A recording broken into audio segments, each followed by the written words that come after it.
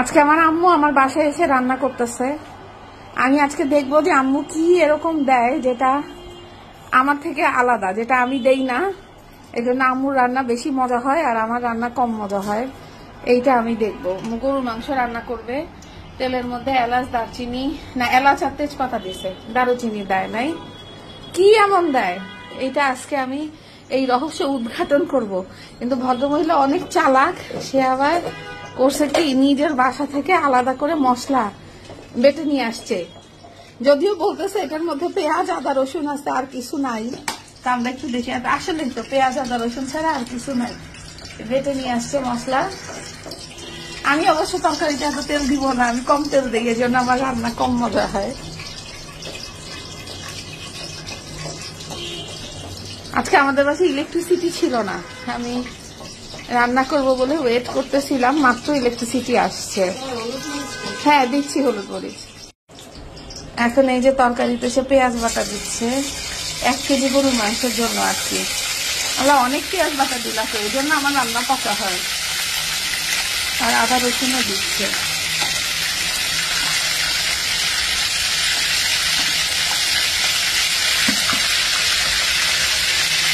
এইটাই সিক্রেট আম্মু, আমি না মশলা আরো কম দিই, এই জন্য মনে হয় আমার রান্না মজা হয় না।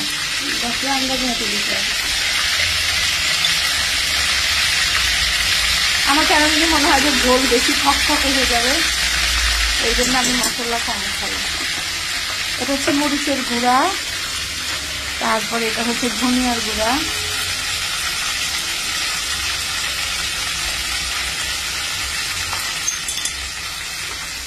আর এই যে এটা হচ্ছে হলুদ। হলুদটা বয়ামে ঢালা হয় না।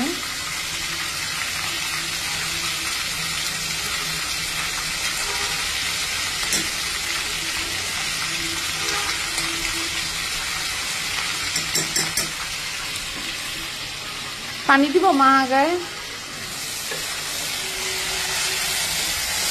একটু পানি দিব। এবার মশলার মধ্যে একটু পানি দিয়ে দিচ্ছে।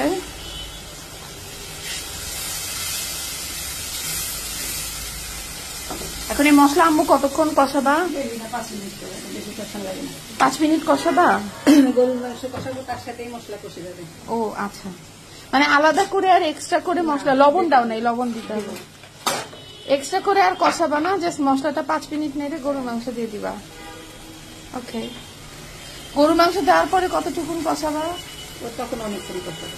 আচ্ছা ওকে, ডান।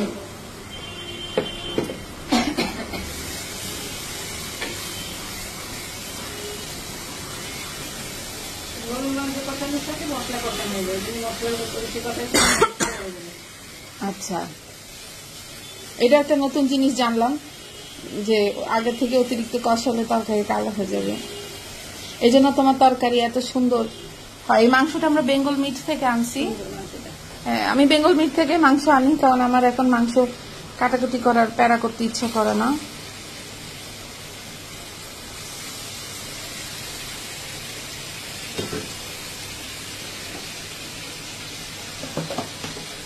এটাতে আমরা তো পরে আবার কিছু মশলা দিব না, এখন তো খালি কষাই নিব।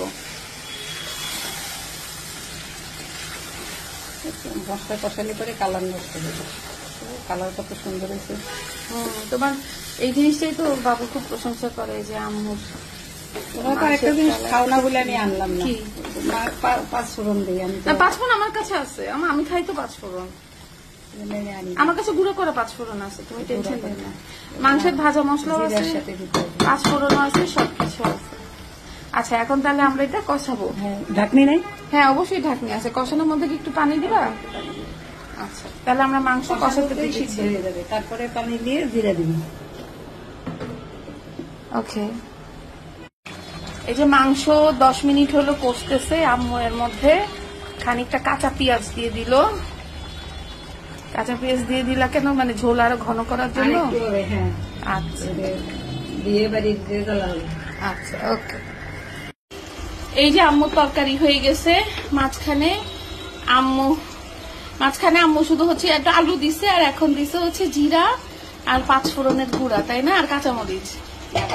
ও কাঁচামরিচ দিবা না? আচ্ছা, এই তো আম্মুর গরুর মাংসটা। আমি রান্না করলে এরকম হয় না কেন কে জানে। এরকম